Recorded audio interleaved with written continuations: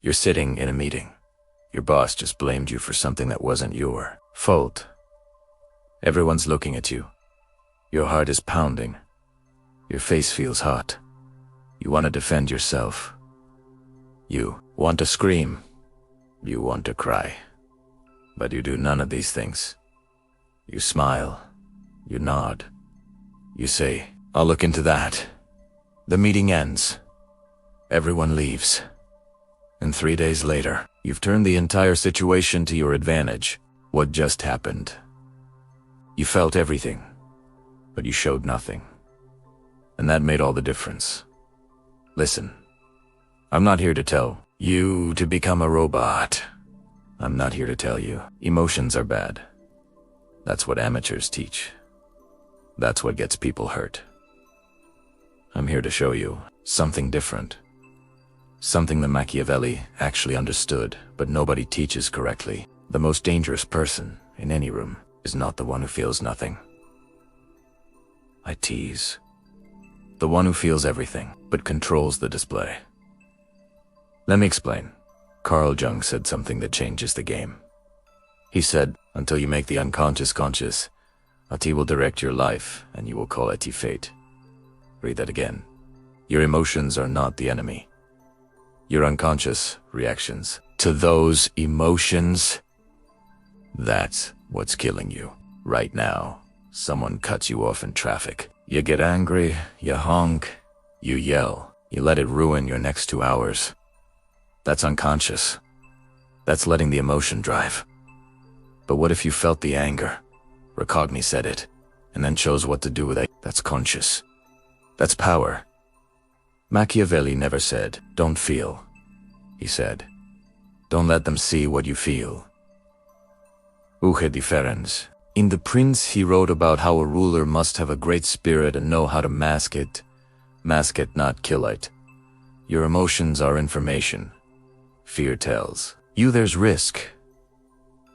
Anger tells you a boundary was crossed. Sadness tells you something mattered. The problem is not the feeling. The problem is the reflex. Think about poker. The best poker players feel the excitement when they get good cards. They feel the disappointment with bad cards. But their face, blank. The same. Always the same. Because the moment you show what you feel, you give everyone else the map to beat you. Life is poker. Your boss, your partner, your competition. They're all watching your face. And most of you, you're playing with your cards facing out. Marcus Aurelius, the most powerful man in Rome, wrote in his private journal, "You have power over your mind, not outside events. Realize this, and you will find strength." He didn't write, "Stop fiending." He wrote, "You have power over your mind." There's a space between what happens to you and how you respond. In that space leaves your entire future. Right now, for most of you, that space doesn't exist. Something happens. Boom, you react.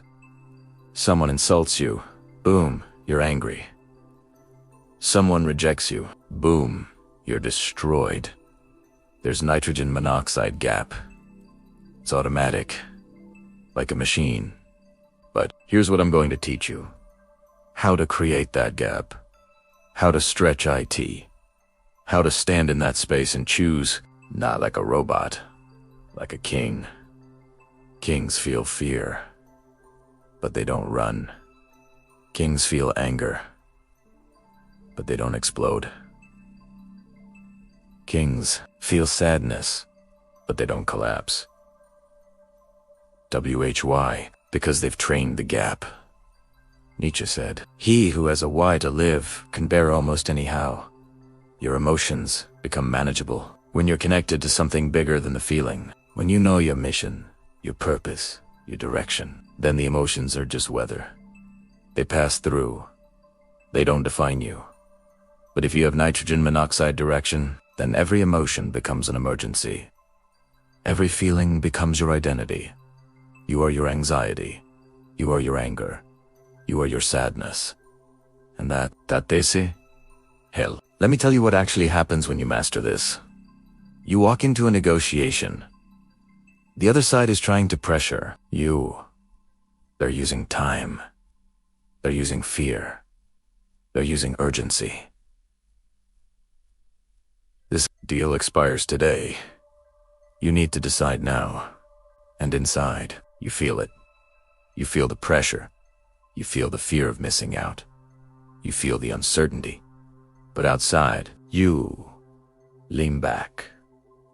You check your watch. You say, I need to think about it. I'll get back to you next week. And you stand up. You leave.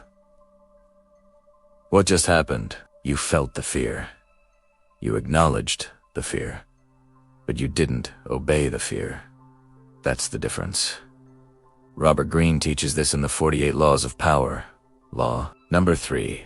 Conceal your intentions. Law number 16. Use absence to increase respect and honor. These laws work because they create mystery. And mystery works because people can't manipulate what they can't read. When you're an open book, when every emotion shows on your face, you're easy, you're predictable, you're controllable.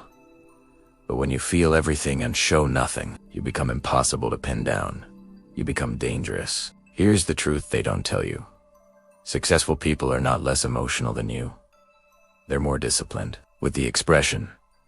The CEO feels the stress. The athlete feels the pressure.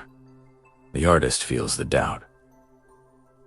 But they've trained themselves to put the feeling in a box, deal with the situation, and then process the feeling later.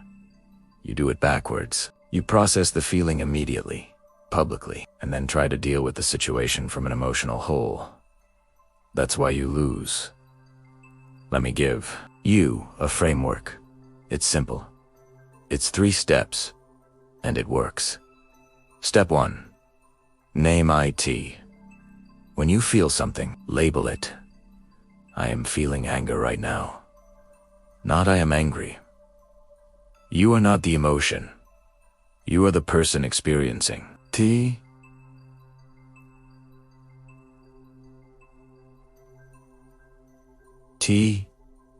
De emotion. Carl Jung called this individuation. Separating yourself from your unconscious patterns. The moment you name the emotion, you create distance from it. It is nitrogen monoxide longer you. It's something you're observing. Step 2. Pause. Just 3 seconds. Count them. 1, 2, 3. In those 3 seconds, your prefrontal cortex, the logical part of your brain, comes back online. Emotions hijack your brain, but they can only hold it hostage for a few seconds if you don't feed them. The pause is the circuit breaker, stops the automatic reaction. Step 3. Choose. Now you decide. Do I respond to this? Do we ignore it? Do I deal with IT later? Do I use this emotion as information? You're back in control. The emotion didn't go away, but now you're directing IT instead of it directing you. This is what Machiavelli meant by being both the fox and the lion. The lion feels the power. The fox decides when to use IT. Now, let's talk about something nobody wants to hear. Your emotions are being weaponized against you every single day, and you don't even know it. Every advertisement you see, every social media post, every news headline, they're all designed to make you feel something, so you'll do something. Buy this. Click that. Get angry. Get scared. Get envious. And it works. WHY. Because you haven't built the shield. Sigmund Freud understood this over 100 years ago. He said the mind has 3 parts. That's your raw emotion and desire. The ego, that's your conscious self. And that's your moral compass. Most people live entirely in the ID.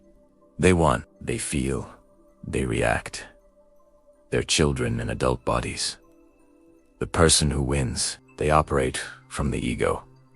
They feel the ID screaming, but they make the decision from the logical center. Here's a test. Next time you're about to buy something, stop. Ask yourself, Am I buying this because I need IT? Or because an emotion is telling me to? That feeling of urgency that's manufactured. That fear of missing out, designed.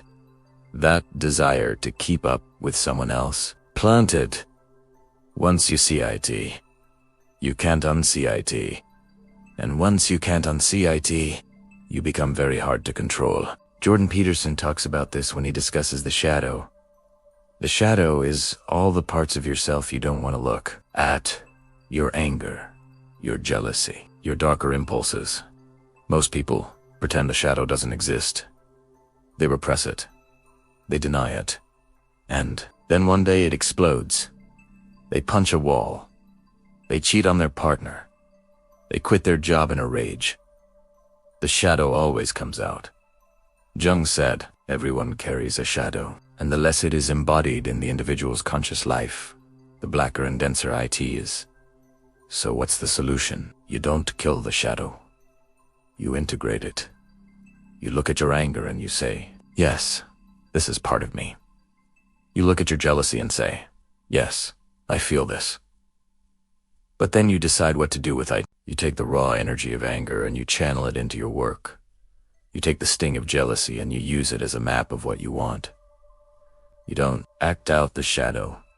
You harvest its power. Think about this. A man gets fired from his job. He's devastated. He's angry. He feels humiliated. He has two choices. Choice one, he spirals. He drinks. He complains to everyone who will listen. He becomes bitter. 5 years later, he's in the exact same spot or worse. Choice two, he feels all of those emotions. He lets himself be sad for a weekend.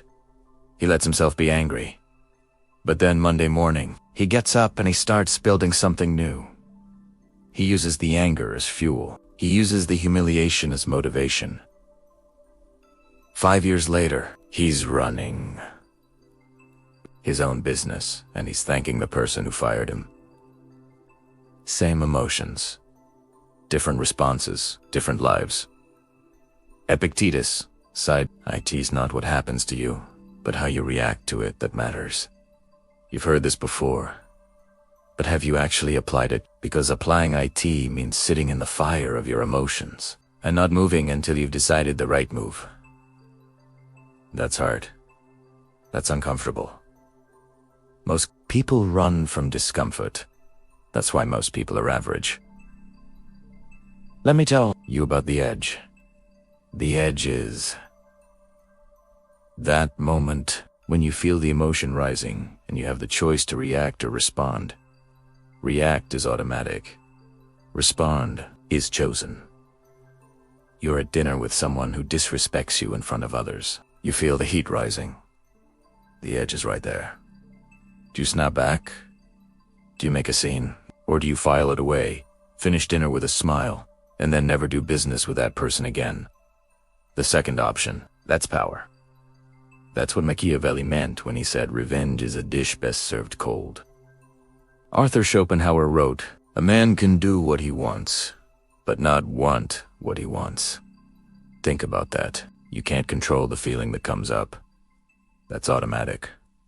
That's biology. But you can absolutely control what you do with it.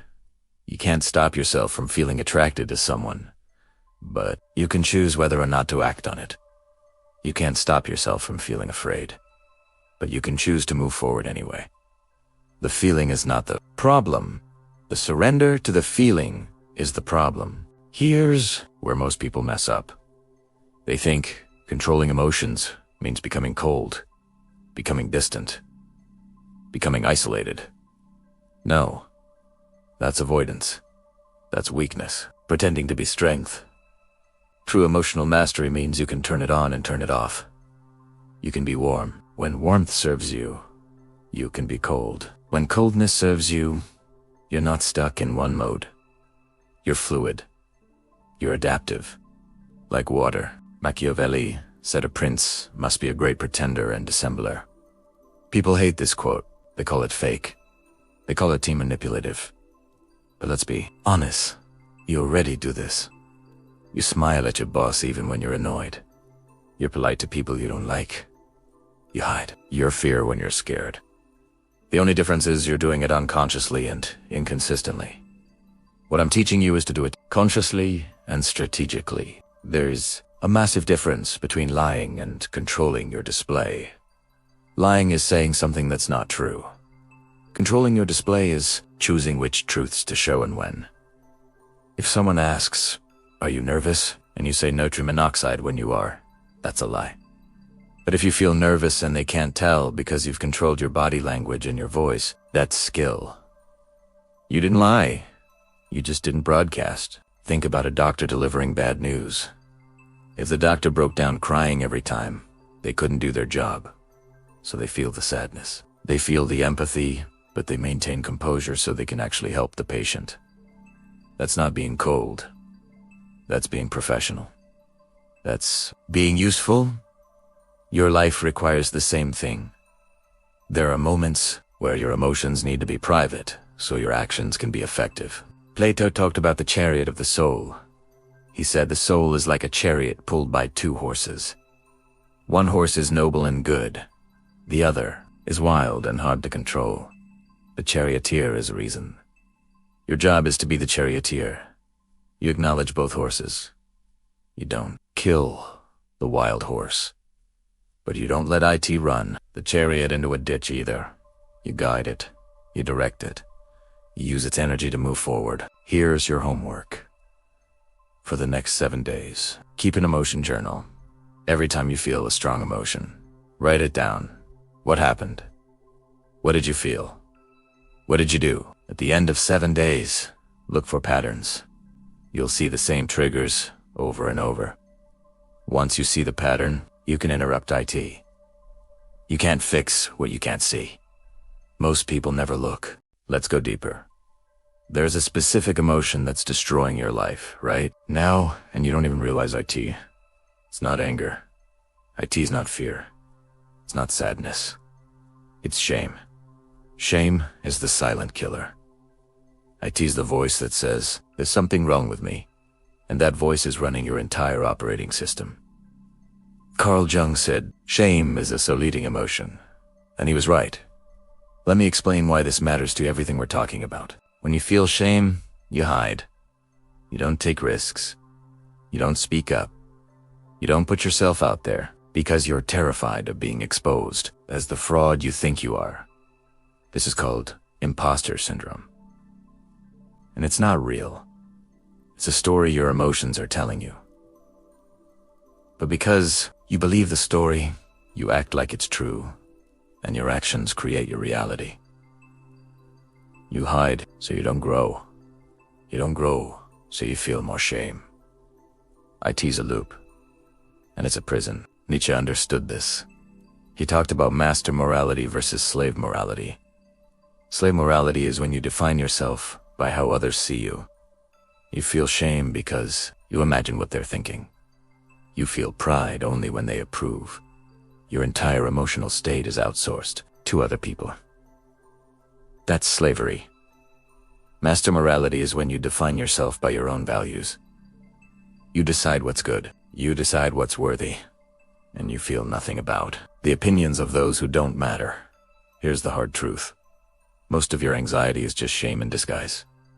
You're anxious about the presentation because you're ashamed of possibly looking stupid. You're anxious about the date because you're ashamed of possibly being rejected. The anxiety is not about the future event. IT's about the imagined judgment. And the imagined judgment only has power because you've given it power. Take the power back.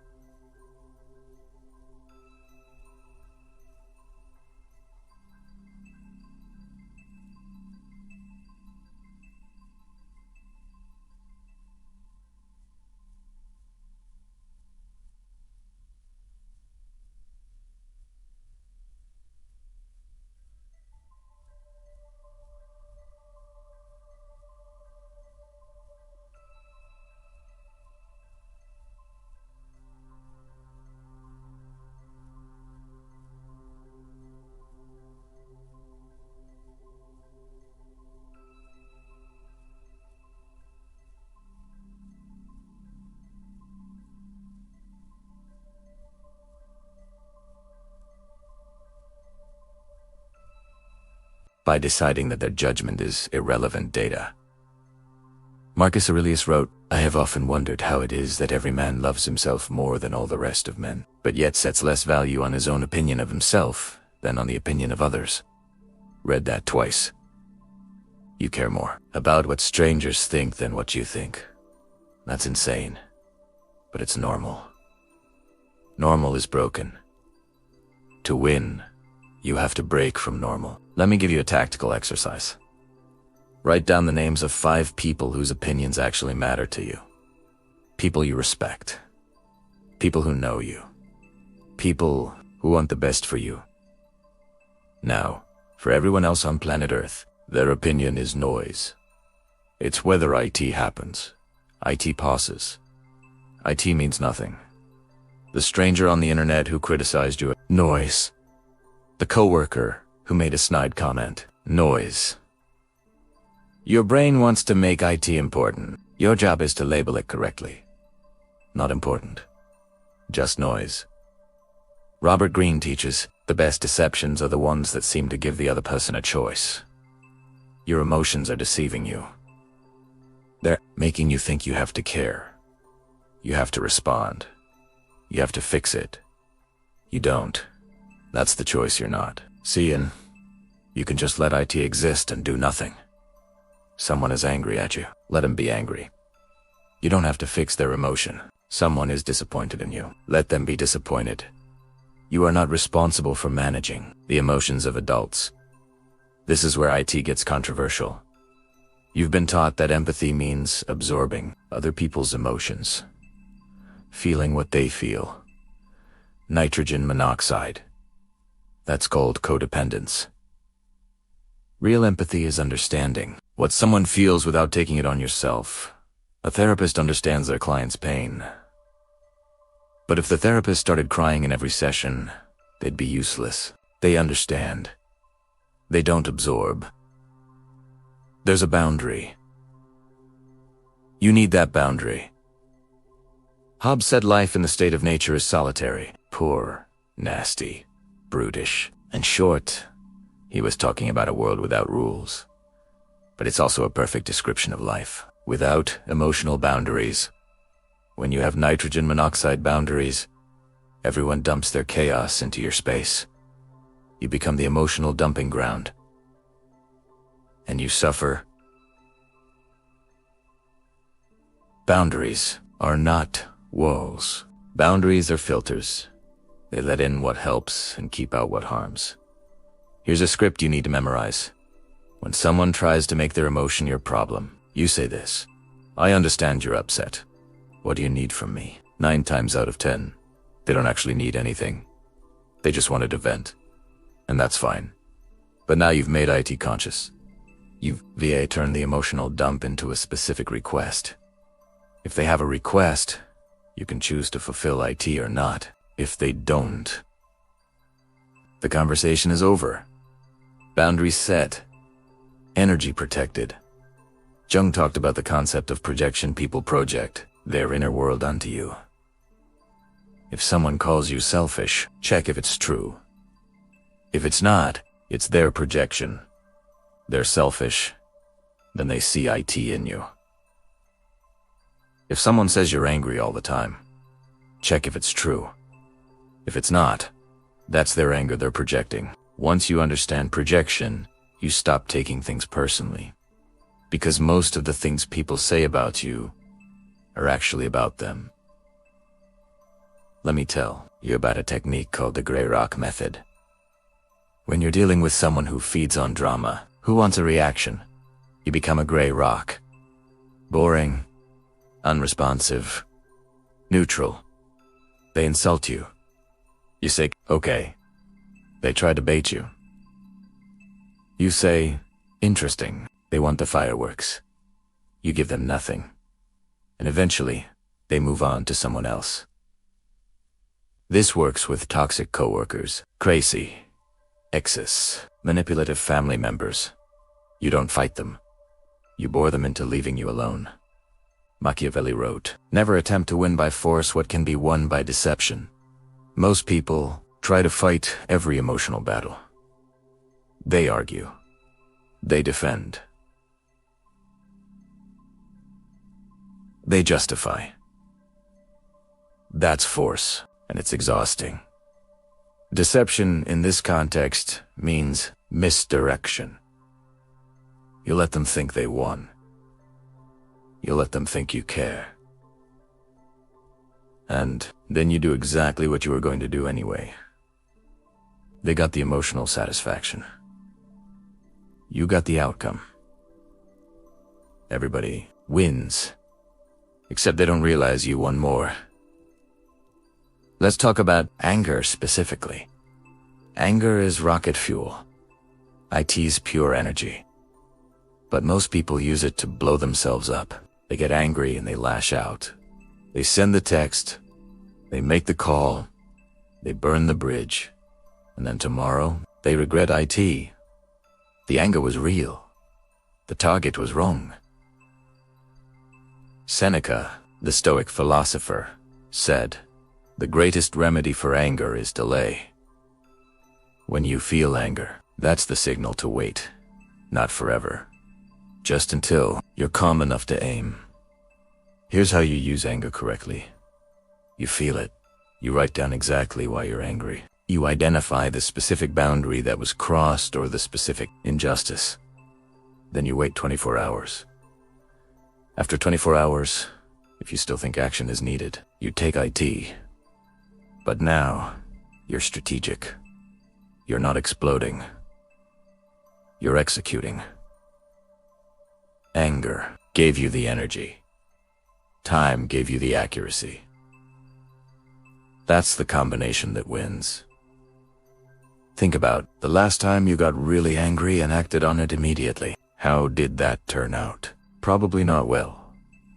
Now think about a time you got angry, waited, and then handled it calmly. Better outcome, right? The difference is the gap. The space between stimulus and response.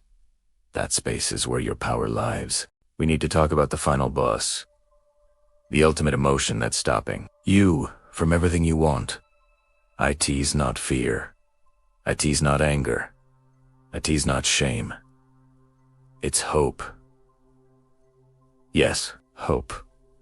I know that sounds insane. You've been told hope is beautiful.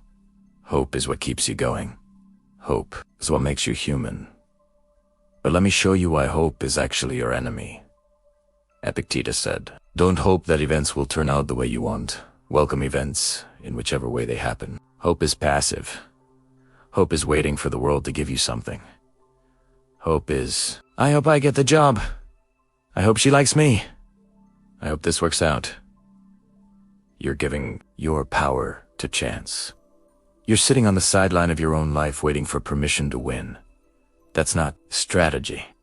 That's surrender. Replace hope with intention. Don't say, "I hope this works."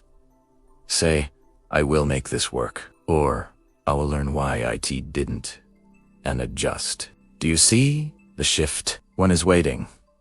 One is doing. Machiavelli despised hope.